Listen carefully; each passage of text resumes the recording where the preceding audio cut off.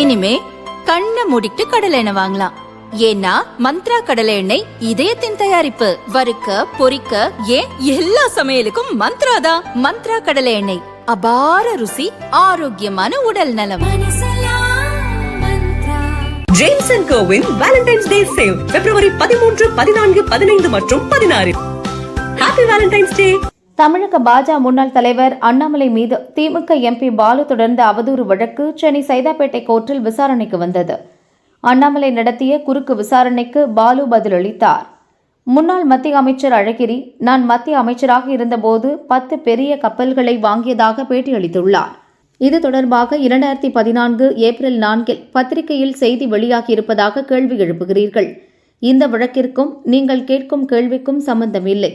என்னை பற்றி அழகிரி அப்படி சொல்லியிருப்பதாக நீங்கள் கூறுவது உள்நோக்கத்துடன் சொல்வதாகும். மேலும் அழகிரி அளித்த பேட்டியில், நான் அதிகாரத்தை தவறாக பயன்படுத்தி 10 மீன்பிடி கப்பல்கள் வாங்கியதாகவும் அதன் மூலம் தொழில் செய்து லாபம் ஈட்டுவதற்காக என்ன விலை கொடுத்தாவது சேது சமுத்திர கால்வாய் திட்டத்தை நடைமுறைப்படுத்த வேண்டும் என்பதில் நான் உறுதியாக இருந்ததாகவும் தெரிவித்துள்ளார் என நீங்கள் குறிப்பிடுகிறீர்கள். அப்படியானால் அழகிரிக்கோ அல்லது உங்களுக்கோ அந்த திட்டம் குறித்து எதுவும் தெரியவில்லை. 2014 தேர்தல் நேரத்தில் முன்னாள் முதல்வர் ஜெயலலிதா, நான் 10க்கும் மேற்பட்ட கப்பல்கள் வாங்கியதாக பொய்யான தகவல்களை வெளியிட்டு பேசினார். அதுபோல் நீங்கள் குறிப்பிட்டு சொல்லும் செய்திகள் உள்ளன. தஞ்சாவூர் வடச்சேரி கிராமத்தில் வடச்சேரி பாதுகாப்பு குழுவினர் என் குடும்பத்தினர் நடத்தும் சாராய ஆலையை கண்டித்து ஆண்டுதோறும் கருப்பு தின அமைதி ஊர்வலத்தை நடத்துவதாக தெரிவிக்கிறீர்கள். அது பற்றி எனக்கு தெரியாது. அவ்வாறு சொல்லப்படுவது சாராய ஆலை அல்ல, அது ரசாயன தொழிற்சாலை. அதில் நான் ஒரு பங்குதாரர் மட்டுமே. 68 ஆண்டு காலமாக பொது வாழ்வில் இருக்கும் எனக்கு சொந்த ஊரில் நடக்கும் போராட்டம் குறித்து தெரியாது என சாட்சியம் அளிப்பதாக நீங்கள் கூறுவதை ஏற்க முடியாது. அந்த போராட்டம் ஒரு நிறுவனத்திற்கு எதிரானது, தனிப்பட்ட முறையில் எனக்கு சம்பந்தப்பட்டது அல்ல.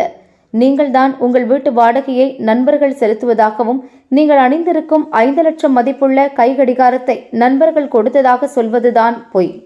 நீங்கள் உங்கள் மனைவி பெயருக்கு 12 ஏக்கர் 11 சென்ட் என 2 நிலத்தை பிரதீப், பெருமாள்சாமி உட்பட 14 பேரிடமிருந்து ஒவ்வொரு நிலத்திற்கும் தலா 2 கோடியே 25 லட்சம் கொடுத்து 4 கோடியே 50 லட்சத்திற்கு கிரயம் பெற்றுள்ளீர்கள்.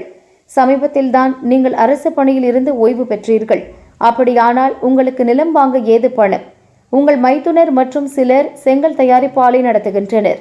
அந்த ஆலையின் பங்குதாரர் ஒருவர் வீட்டில் சிபிஐ அதிகாரிகள் சோதனை நடத்தினர். அதன் காரணமாகத்தான் உங்களை தமிழக பாஜக தலைவர் பதவியில் இருந்து பிரதமரும் உள்துறை அமைச்சரும் மாற்றிவிட்டனர். எனக்கு 1 கோடியே 46 லட்சம், என் மனைவி பேரில் 6 கோடியே 60 லட்சம் ரூபாய் கடன் இருப்பதாக குறிப்பிட்டுள்ளேன். இக்கடனை ட்ரெயின் இம்பெக்ஸ் என்ற நிறுவனத்திடம் வாங்கியுள்ளேன். அந்த நிறுவனத்தை யார் நடத்துகின்றனர் என கேட்டால் தெரியாது.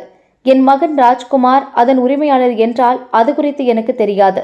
அதை கவனிக்க வேண்டிய அவசியம் எனக்கு இல்லை. அந்த நிறுவனத்திற்கு GST வரி பதிவு ரத்து செய்யப்பட்ட நிலையில் தொழில் செய்யாத நிறுவனத்திடமிருந்து நான் கடன் பெற்றதாக சொல்வது கருப்பு பணத்தை வெள்ளையாக்கும் முயற்சி என்றால் அது சரியல்ல என பாலு கூறியுள்ளார்.